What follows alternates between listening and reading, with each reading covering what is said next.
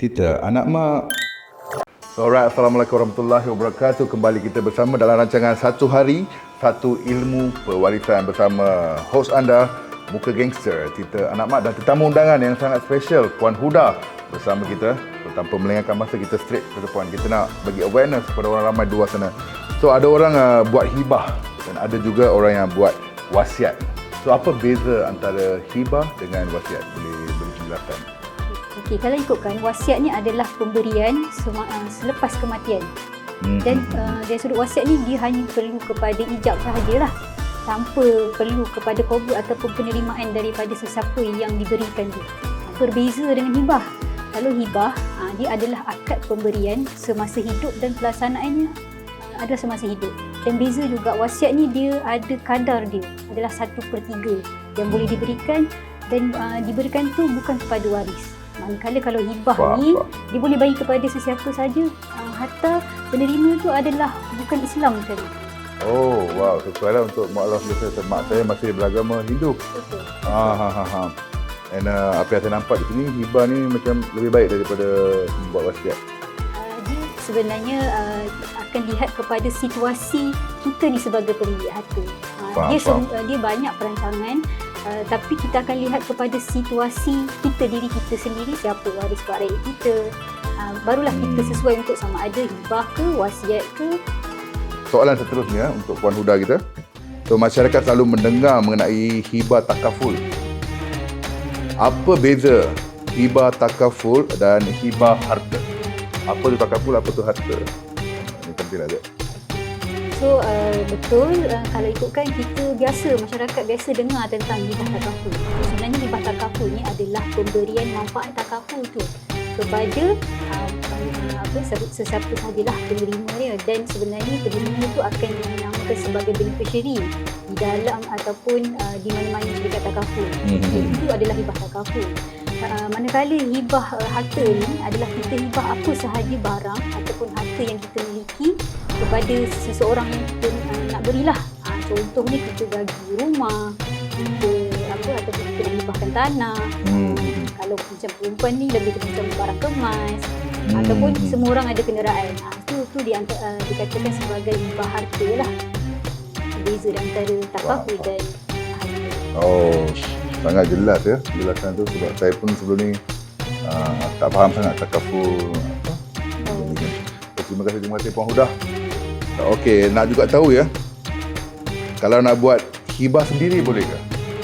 Sebab saya pun dulu mula-mula sebelum mengetahui tentang wasiat dan juga tentang ilmu pewarisan ni semua, so nak lebih faham, boleh tak kalau nak buat hibah sendiri boleh ke? Sebab lagi jimat kos tu. Okey, kalau ikutkan boleh sebenarnya nak buat hibah sendiri, tapi dia ada beberapa perkara lah sebenarnya yang kita kena tengok untuk buat hibah ni. Yang pertama, yang paling penting sebenarnya tentang hibah ni, kita kena tengok rukun hibah tu sendiri.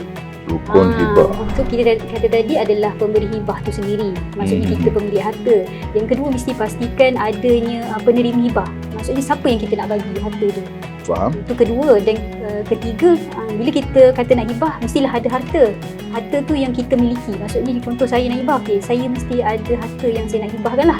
Jangan hibah harta orang lah kan. Tak boleh lah hibah harta orang. Duduk rumah sewa, lepas tu dia nak hibahkan rumah sewa. Tak boleh lah, sebab pemilikan tu masih lagi hak tuan punya lah kan.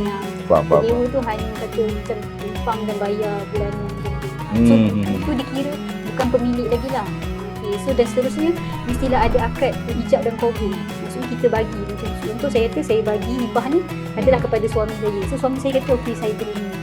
So kita kena pastikan lah dari sudut rukun.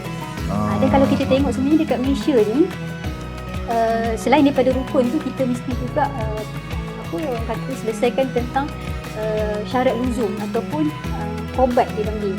Qobat tu adalah kita punya penguasaan terhadap harta yang dihibahkan. Contohlah tadi kan, kalau kata saya hibahkan rumah kepada suami saya. So bila saya hibahkan rumah, so macam mana suami saya kata dia dah terima hibah tu? Sama ada saya serahkan geran rumah tu, ataupun saya serahkan kunci. So suami saya boleh masuk rumah. Tu kat situlah dinamakan berlakunya qobat. So kena pastikanlah situasi ataupun rukun tu dah penuhi. Namun ada juga kalau kita dengar lah kan,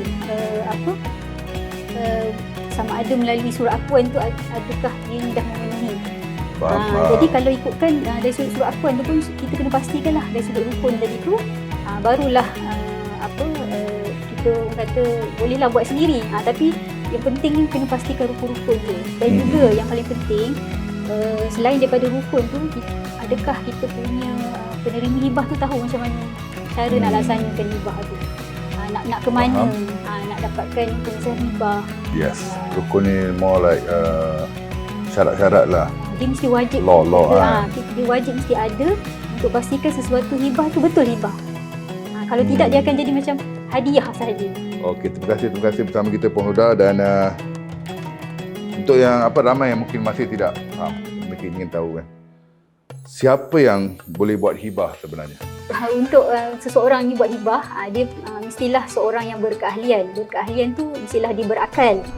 Sebab kalau kita kata manusia ni, kanak-kanak pun manusia. Okey, bila kita kata berakal ni dia adalah orang yang boleh bertasaruf terhadap harta ataupun dia memiliki harta itulah.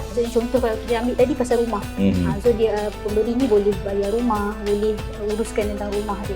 Itu dari sudut siapa yang boleh berikan hibah. Dan kalau kita tengok sebenarnya dari sudut tadi, okey, ada berkaitan dengan waras akal fikiran. Contohlah kalau seseorang tu dia diagnose oleh doktor. Contohlah kan, dia macam ada alami satu penyakit, dia pergi check up dan bila doktor kata awak ni ada masa lagi dalam 2 bulan lagi untuk hidup. Biasa kita ada dengar macam tu kan. So bagi situasi individu ataupun seseorang yang berada dalam keadaan begini, sebenarnya dia dah tak boleh buat hibah. Kerana apa? Kalau contohlah dia teruskan juga untuk buat hibah, dia akan jadi hibah dalam keadaan maradul maut disebut. Maksudnya sakit yang menghampiri kematian. So psychologically dia tak fit lah, unfit. Betul, dari sudut psikologinya dia dah fikir aku akan mati. So kat situ kalau ikutkan contohlah dia buat juga dia teruskan hibah tersebut, maka hibah tu akan jadi hukum wasiat. Maksudnya dia akan tadilah limit ada 1/3 sahaja kepada penerima yang diberikan. Itu pula kes yang dia dah tahu. Yang kita ni yang tak tahu ni bila lagi kan? Bagi kalau kita sihat macam sedia ada, insya-Allah. Tapi situasi yang maradul maut tu adalah bagi yang dah memang disahkan oleh doktor lah sebenarnya.